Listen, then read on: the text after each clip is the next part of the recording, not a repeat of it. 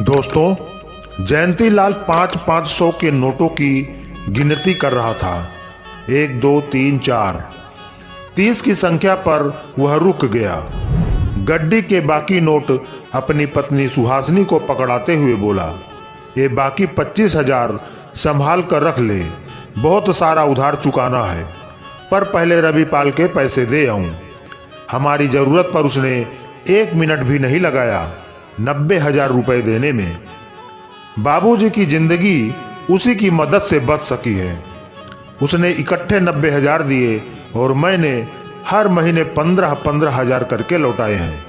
आज या छठी किस्त दे आऊं तो समझूंगा कि गंगा नहा लिया। पैसे तो आज तुम पूरे चुका दोगे, लेकिन उनका एहसान तो मरते दम तक नहीं उतारा जा सकता। सुहासिनी ने पति के हाथों से बाकी के 25,000 लेते हुए कहा। सही कह रही है तू, जयंतीलाल ने कहा। हमारे लिए तो भगवान का काम किया था उसने, बल्कि भगवान से बढ़कर। भगवान से मांगो तो पता नहीं कब देता है वो। रविपाल ने तो 1 सेकंड नहीं लगाया, निकालकर 90,000 हाथ पर रख दिए। आज आखिरी किस्त देकर भी बार बार धन्यवाद करना नहीं भूलना, सुहासिनी बोली।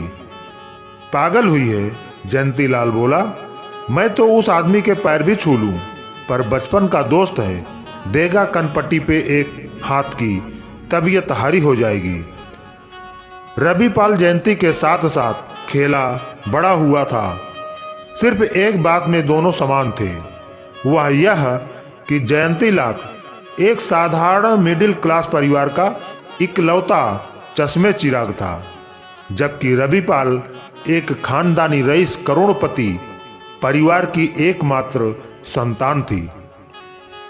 सिर्फ अपने अपने परिवार में इकलौता होने की समानता के अलावा दोनों में कुछ भी समान नहीं था।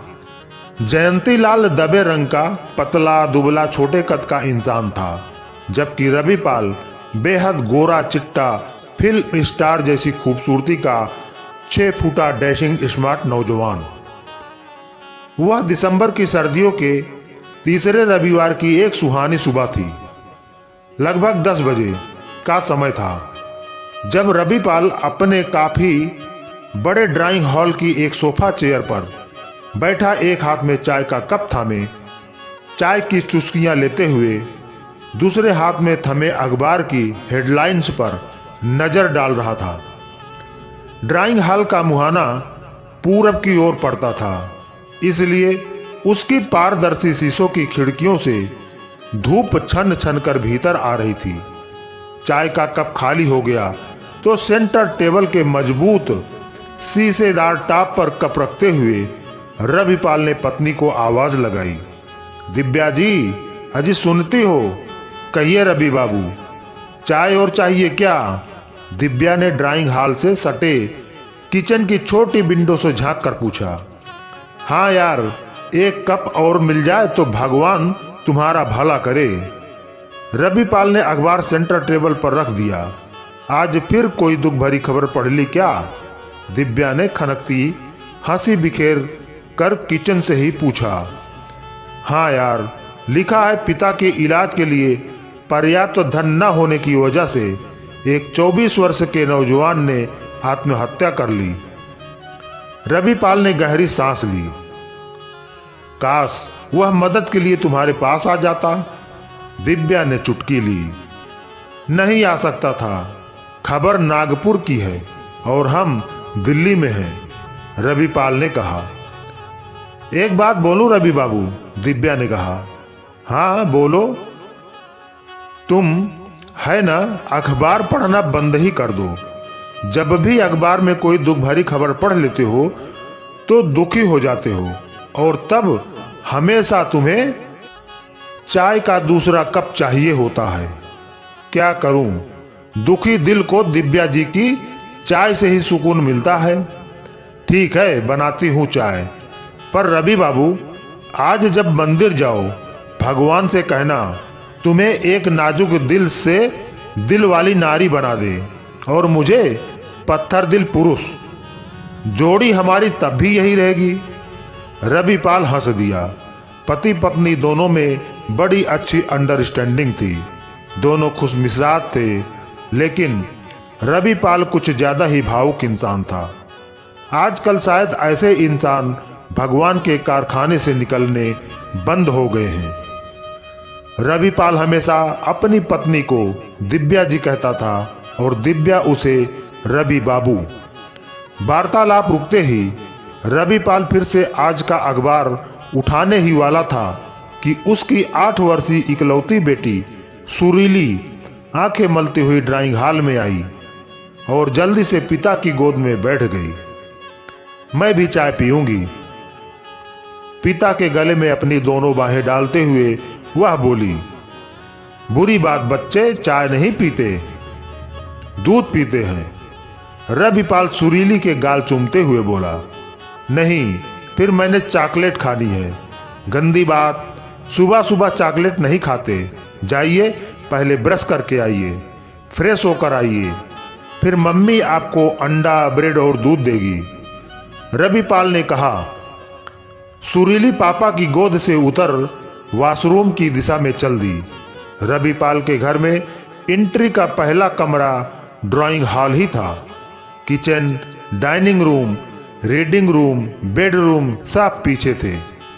बाहर से आने वाले हर शख्स का प्रवेश ड्राइंग हॉल में ही होता था।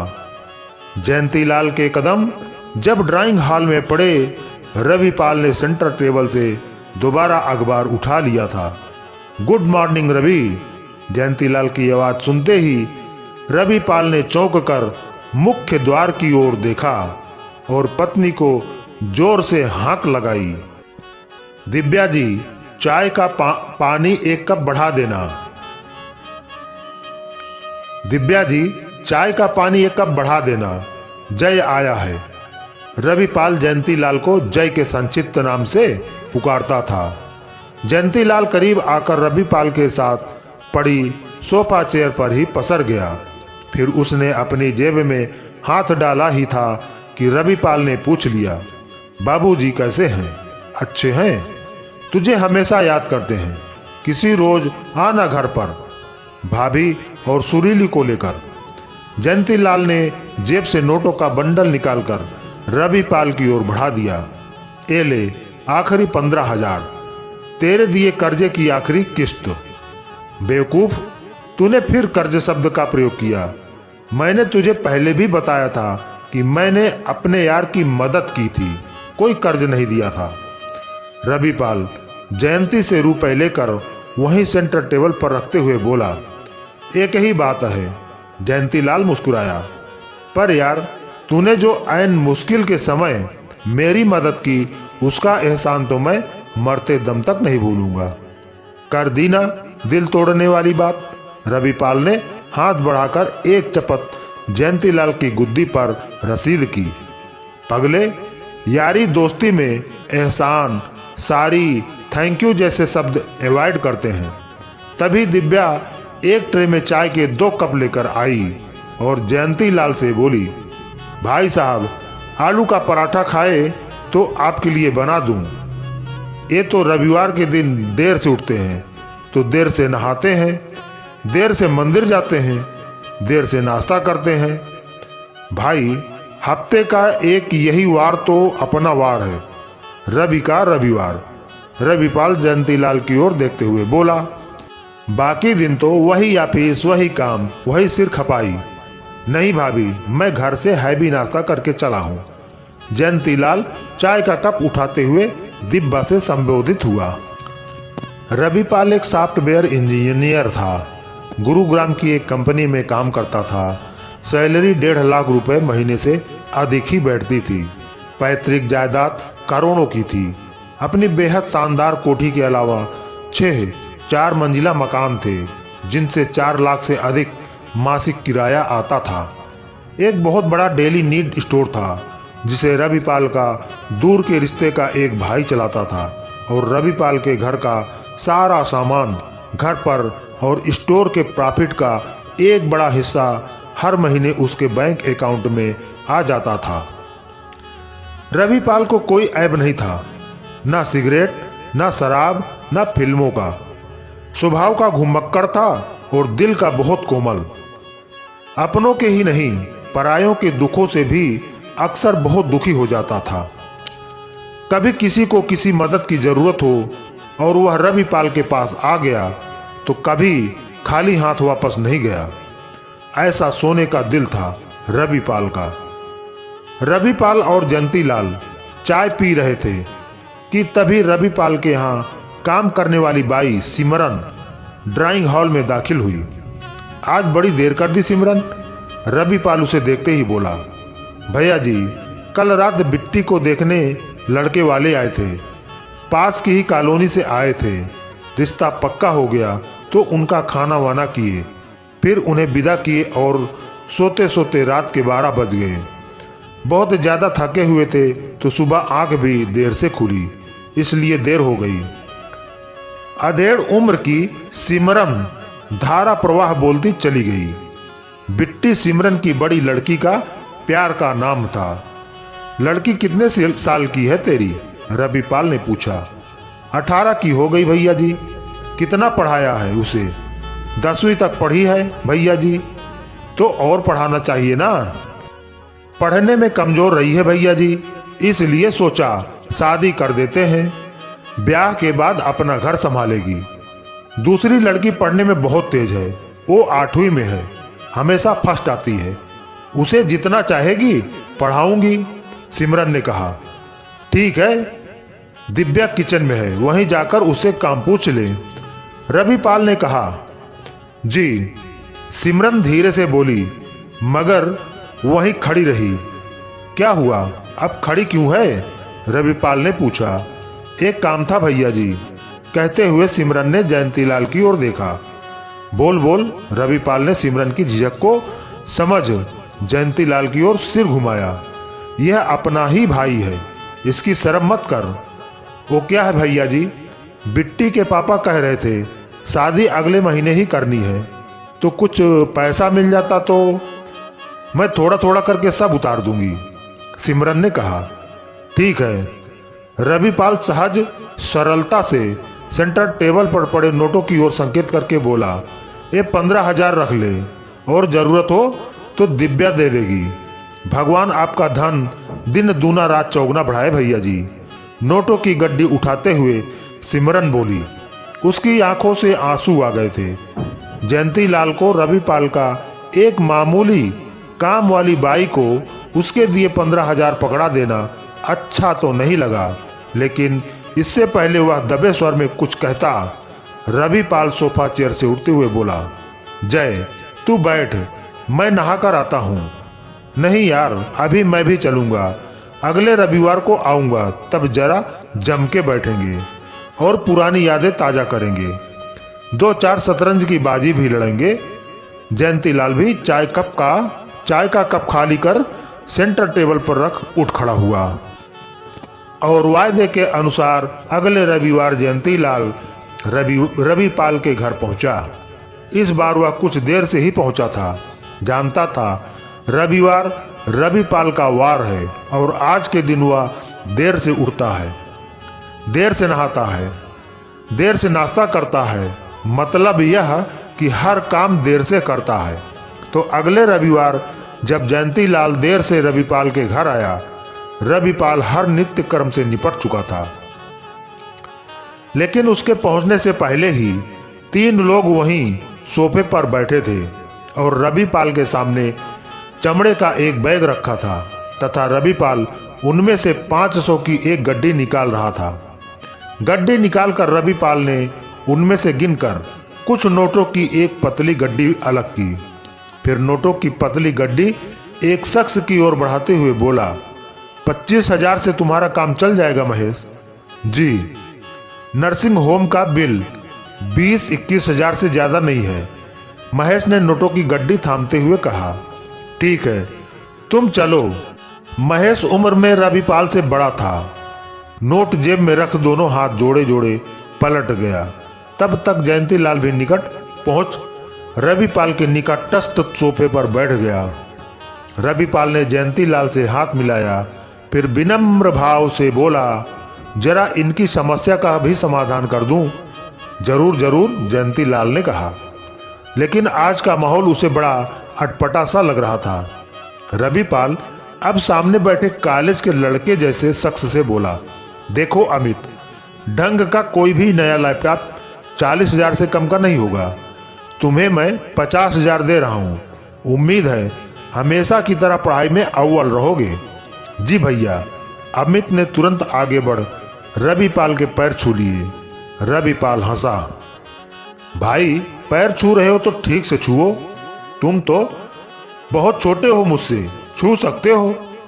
अमित ने एक बार फिर अच्छी तरह झुककर रविपाल के पैर छू लिए। रविपाल ने जोर से धप धप कर उसकी पीठ थपथपाई और आशीर्वाद दिया, भगवान तुम्हें इतना समर्थ बनाए कि घर के आगे हमेशा मदद मांगने वालों की लाइन लगी रहे। अमित को हंसी आ गई। साथ बैठा आधेड़ उम्र का तीसरा व्यक्ति भी हंस दिया, किंतु जयंती लाल को जरा भी हंसी नहीं आई। उसे लग रहा था कि ये सब लोग रविपाल को लूट रहे हैं, उसे बेवकूफ बना रहे हैं। और चूंकि वह रविपाल का पक्का और सच्चा दोस्त था, दोस्त के लूटने का उसे सख्त अफसोस भी हो रहा था और गुस्सा भी आ रहा था। रविपाल ने सामने रखे चमड़े के बैग से 2,000 के नोटों की एक गड्डी निकाली और उसमें से 25 नोट गिनकर अलग किए और अमित के हवाले करते हुए कहा, पूरे 25 नोट हैं, यानी 50,000। गिन ले। पैसे हमेशा गिनकर लेने चाहिए और गिनकर ही देने चाहिए। थैंक यू भैया। गिनकर नोट जेब में रखते हुए अमित ने कहा, नौकरी लगते ही सबसे पहले मैं आपका यह कर्जा चुकाऊंगा। पहले ठीक से पढ़ाई तो पूरी कर ले बेटा। रविपाल ने फिर एक हाथ अमित के कंधे पर ठोका और बोला, और यह कर्ज नहीं है मेरे भाई, भाई पर भाई का उपकार है। पैसा तो तू नौकरी लगते ही चुका देगा, लेकिन उपकार चुकाना हो तो जीवन में हमेशा जरूरतमंदों की मदद अवश्य करना। जी भैया जी, अमित ने कहा और एक बार फिर रविपाल के पैर छूकर पलट गया। अब रविपाल तीसरे और अधेड़ शख्स की ओर घूमा। चाचा जी, आपकी छत की मरम्मत के लिए 30,000 काफी रहेंगे। हाँ बेटा, और कम रहे तो तेरे से फिर मांग लूंगा। कहते हुए चाचा जी हंस दिए। रविपाल भी हंस दिया, लेकिन जयंती लाल का खून खौलने लगा था। वह पूछ ही बैठा, छत की मरम्मत की ऐसी क्या जरूरत आ पड़ी चाचा जी को? परसों की तेज मूसलाधार बारिश में छत से धाड़ धाड़ पानी घर में आ गया। सब बिस्तर, गद्दे, तकिए, कपड़े भीग गए। चाचा जी के दोनों लड़के कनाडा में हैं। उनके आने का या उनकी तरफ से पैसा आने का इंतजार नहीं किया जा सकता। छत की मरम्मत तो चाचा जी को ही करानी पड़ेगी। रविपाल ने 2,000 के 15 नोट निकालकर कथित चाचा जी की ओर बढ़ा दिए। सब लोगों के जाते ही जयंती लाल रविपाल पर भड़क उठा, तू पागल तो नहीं हो गया? हर किसी टुच्चे मुच्चे पर यूं ही पैसे लुटा रहा है। इनकी हालत देख रहा है, पैसे वापस भी कर सकेंगे या? और किसी से भी तूने एक कागज पर साइन भी नहीं करवाए। साइन तो मैंने तुझसे भी नहीं करवाए थे जय, और तुझे तो पूरे 90,000 दिए थे। रविपाल ने सहज मुस्कान के साथ जयंती लाल के चेहरे पर नजर गड़ा दी। मेरी बात और है, मैं तेरा बचपन का दोस्त हूँ। स्कूल कॉलेज में साथ साथ पढ़े हैं, फिर मैं अच्छी नौकरी कर रहा हूँ। महीने में 40,000 की पगार पाता हूँ। थोड़े थोड़े करके किसी से लिए 1,00,000 2 लाख भी चुकाना मेरे लिए मामूली बात है, लेकिन इनमें से कोई ऐसी हैसियत रखता हो मुझे नहीं लगता। बल्कि पिछली बार मैं जब आया था तब तूने अपनी काम वाली बाई को एक झटके से 15,000 दे दिए। ऊपर से कह रहा था और जरूरत हो तो दिव्या दे देगी। मुझे ताज्जुब है, भाभी भी तेरी जैसी है, तेरी जैसी ही पागल है, रोकती नहीं तुझे। रविपाल हंसा, बड़े जोर से हंसा, फिर बोला, तेरी भाभी मुझसे भी बड़ी पागल है। एक मल्टीनेशनल कंपनी में टॉप के ओहदे पर है, लगभग 1 करोड़ सालाना का पैकेज है, जबकि मेरी सैलरी लगभग 1.5 लाख महीना बैठती है। हमारी ज़रूरतें बहुत बड़ी बड़ी नहीं हैं। 2 वक्त की रोटी, खाने पीने, घूमने और सभी तरह की ज़रूरतें पूरी करने के बाद भी बहुत कुछ बच जाता है। ऐसे में पिताजी जो धन दौलत छोड़ गए हैं, उससे अगर मैं कुछ लोगों की मुश्किलें आसान कर देता हूँ, किसी की मदद कर देता हूँ, तो मैं नहीं समझता कुछ गलत करता हूँ। गलत तो नहीं करता, लेकिन मेरे दोस्त, यह दुनिया उतनी अच्छी नहीं है जितना तू खुद है। सच बता, ये जो तू हर किसी की खुले दिल से मदद कर पड़ता है, क्या उन सभी से तुझे हमेशा दिया गया पैसा वापस मिलता है? क्या किसी ने कभी तेरा पैसा नहीं मारा? मैंने ऐसा कोई हिसाब नहीं रखा। हाँ, मैं इतना जानता हूँ कि मैंने जब भी जिसकी मदद की, उसी की जिसे वाकई मदद की जरूरत थी, उसकी नहीं जो चरस या गांजा पीने के लिए मुझे ठगने आया था। हाँ, जिनकी मैंने मदद की, उनमें से किसी ने अगर मेरा पैसा जानबूझकर नीयत खराब होने के कारण वापस नहीं किया, तो यह भी गारंटी है कि वह दोबारा पैसा मांगना तो दूर, मेरे सामने भी नहीं पड़ा। जय, हम इस दुनिया में कुछ साथ लेकर नहीं आए और जाते हुए कुछ साथ लेकर भी नहीं जाएंगे। सब कुछ यही का यही धरा रह जाएगा। तो जो कुछ भी हमारे पास है, उसे किसी भले काम में, किसी की भलाई में लगाने में क्या हर्ज है? तू पागल है, नीरा पागल है। पैसे का महत्व नहीं समझता। तुझसे माथा पच्ची करना बेकार है, जयंती लाल ने कहा। आप सही कहते हैं भाई साहब। तभी दिव्या चाय और समोसे व मिठाई की ट्रे लिए वहां आई। आपके दोस्त जैसे भी हैं, दिल के हीरा हैं, हीरा। पैसे से तो इन्हें जरा भी मोह नहीं है। जब से मेरी इनसे शादी हुई है, हजारों बार दूसरों की मुश्किल आसान करते देखा है। कई बार तो सड़क पर कोई अनजान बूढ़ा ज्यादा वजन लिए चल रहा हो, तो ये उसे अपनी कार में बैठा उसे उसके घर तक छोड़ाते हैं। ये नहीं बदल सकते, इसलिए जैसे हैं वैसा ही रहने दीजिए। जयंती लाल गहरी सांस लेकर रह गया। फिर उसने कोई बात नहीं की। वक्त पंख लगाकर उड़ता रहा, समय बीतता रहा। 6 महीने बीत गए। एक दिन जयंती लाल अपने ऑफिस से छुट्टी होने पर निकलने वाला ही था कि पत्नी सुहासिनी का फोन आया। सुनते हो, दिव्या का फोन आया था। बहुत रो रही थी। रविपाल भाई साहब का एक्सीडेंट हो गया। उनके ऑफिस के किसी कुलीग ने दिव्या के ऑफिस फोन करके उसे बताया, खून बहुत बह गया है, खून की जरूरत पड़ेगी। गुरुग्राम के प्रतीक्षा हॉस्पिटल में हैं, तुम फौरन वहां पहुंचो। जयंती लाल ने अपनी बाइक आंधी तूफान की तरह गुरुग्राम की ओर दौड़ा दी। इतने कीमती दोस्त को वह किसी भी कीमत पर नहीं खो सकता। उसके लिए तो वह अपना सारा खून भी दे देगा। अस्पताल पहुंचते ही बाहर बेशुमार भीड़ नजर आई। उस भीड़ में बहुत सारे जाने पहचाने चेहरे थे। भीड़ में ही उसे परवेज अहमद और सरदार सुरेंद्र सिंह सोढ़ी मिल गए। तुम लोग यहाँ? वह चौंका। दोनों बचपन और जवानी के साथी थे। हाँ, बचपन में साथ स्कूल में पढ़े, फिर कॉलेज में, और अब रविपाल के साथ एक ही ऑफिस में काम करते हैं। परवेज अहमद बोला, रवि कहाँ है? क्या हुआ उसे? जयंती लाल दोस्त का हाल जानने के लिए पागल और बदहवास हो रहा था। आईसीयू में है, पर अब खतरे से बाहर है, सरदार सुरेंद्र सिंह सोढ़ी ने कहा। उसके लिए तो शायद खून की जरूरत थी, जयंती लाल ने कहा। ये इतनी सारी भीड़ देख रहा है, सब उसी के लिए है। जिसे भी हमने खबर की, खुद तो भागता हुआ आया ही, साथ में और भी कई लोगों को लेकर आया कि खून कम नहीं पड़ना चाहिए।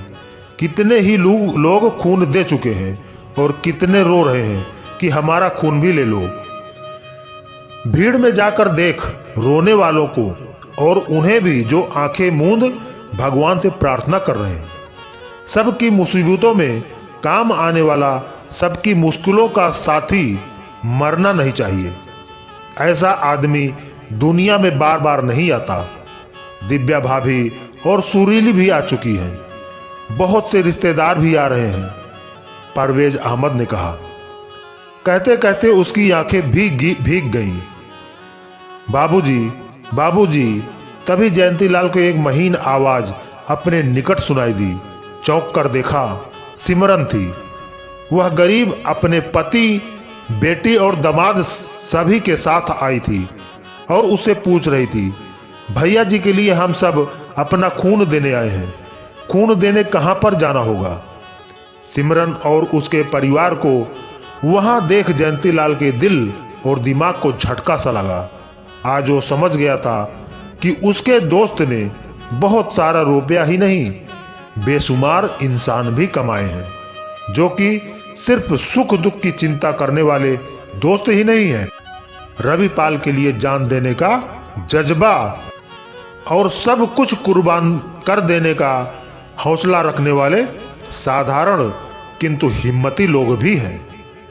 तो दोस्तों, आज की हमारी ये कहानी आपको अच्छी लगी हो तो एक लाइक करके वीडियो को ज़्यादा से ज़्यादा शेयर करें और चैनल को अभी तक सब्सक्राइब नहीं किया है तो सब्सक्राइब कर लें। धन्यवाद।